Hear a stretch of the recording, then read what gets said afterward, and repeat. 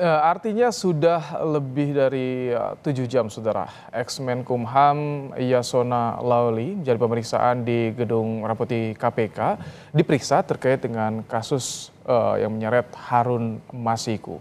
Dan sudah keluar, tadi Yasona Laoly menyampaikan apa saja yang ditanyakan oleh penyidik kepada dirinya. Bicara soal perburuan Harun Masiku, kita sudah bersama dengan ex-penyidik KPK Yudi Purnomo. Selamat petang, Mas Yudi. Ya, Dengan Ibrahim. selamat malam, selamat petang, Mas. Mas Yudi, halo.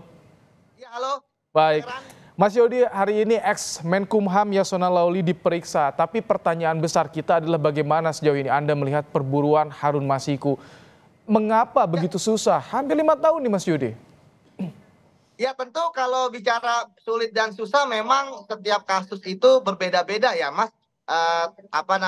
Kesulitannya. Namun kalau melihat bahwa sekarang KPK di bawah komando dari Kasatgas Penyidikan Harun Masiku yang baru ditunjuk ya, yaitu Rosa Purbobekti, saya pikir mereka sudah mulai masuk ke area untuk bisa mendapatkan Harun Masiku. Kita tahu bahwa ketika misalnya mereka sudah melakukan penggeledahan, mereka pun memanggil saksi, ya kita tinggal tunggu saja hasilnya seperti apa. Yang kita harapkan sebenarnya kan bukan permasalahan gaduh dan tidak gaduhnya ya, tetapi permasalahan kapan KPK mempunyai target untuk bisa menangkap Harun Masiku. Yang kita tahu kan 5 tahun lebih ini, Mas, Harun Masiku tidak ketangkap, tentu jejaknya akan semakin sulit untuk ditemui. Saya paham bahwa penyidik tentu sudah banyak menggunakan taktik ya, misalnya membuntuti keluarganya, follow the family, ataupun melalui follow the transaksi keuangan ya, follow the money-nya. Seperti itu, Mas. Oke, ketika Anda dulu di KPK, tantangan memburu Harun Masiku apa sih? Apakah sama dengan saat ini?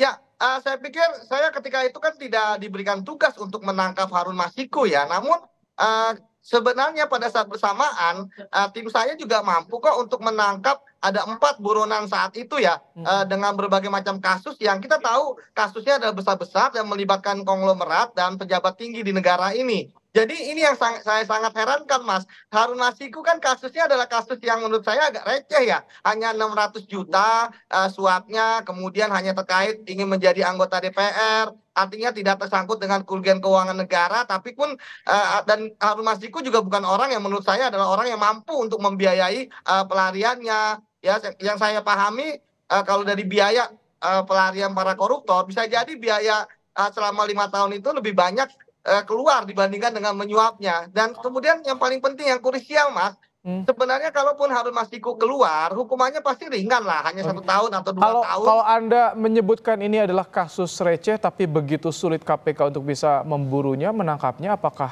Anda melihat ada unsur politis di sini? Ya, kalau misalnya unsur politis itu kan sebenarnya sudah ada lah. KPK sering menangani banyak kasus korupsi melibatkan menteri, melibatkan ketua umum partai, melibatkan anggota DPR, sekjen partai, dan lain sebagainya.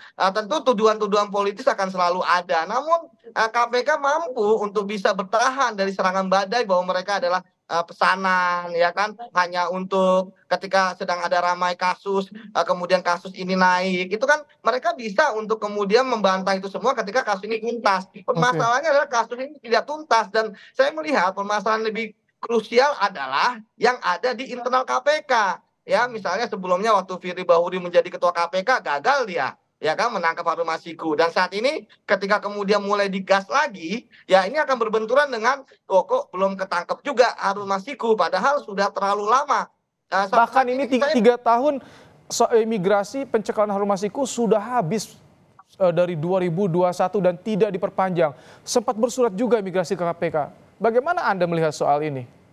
Ya, tentu inilah yang kemudian menurut saya menjadi salah satu dinamika dalam mencari Harun Masiku. Ingat sebelumnya, Mas, KPK juga merilis ya kan foto-foto ya terkait katanya foto Harun Masiku yang baru, ya, yang terbaru. Saya pikir lu ngapain dirilis seperti itu? Kalau misalnya sudah ditemukan jejak, segera saja tangkap. Termasuk wakil ketua KPK, salah satu pimpinannya itu Alexander Mawata, mengatakan bahwa dalam waktu seminggu gitu kan akan ketangkap, ya kan, disampaikan ke publik dan kemudian diralat. Ini maksudnya Nah, apa? ini foto tuh dari mana ya? Kok KPK juga artinya bisa mendapatkan informasi detail dengan foto kondisi Harun Masiku seperti itu? Dan apakah ini tandanya masih di Jakarta, Mas Yudi? Ya, itulah Mas.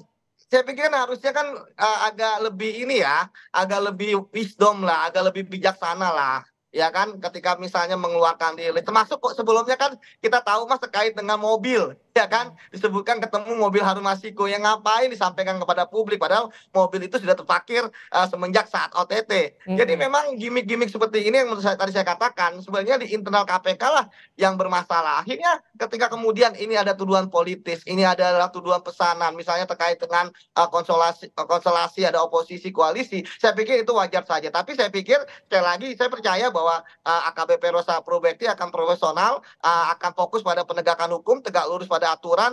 Cuman masalahnya ya ini KPK sedang diburu waktu nih. Ini pimpinan sekarang sudah mau berakhir, yang baru akan akan menjabat. Dan apakah Harun Masiku ini akan ketangkap dalam waktu Jumat ya, kalau nggak salah tanggal 20 akan ada setijab atau tidak. Kalau tidak, tentu ini akan menjadi beban bagi pimpinan KPK yang baru. Seperti itu, Mas. Baik, Mas Yudi Purnomo, terima kasih untuk waktunya di Breaking News Kompas TV pasca pemeriksaan Yasona Lauli di KPK terkait kasus Harun Masiku. Breaking News Kompas TV kami akhiri. Kompas Petang akan kembali dengan informasi lainnya. Tetap bersama kami, saudara.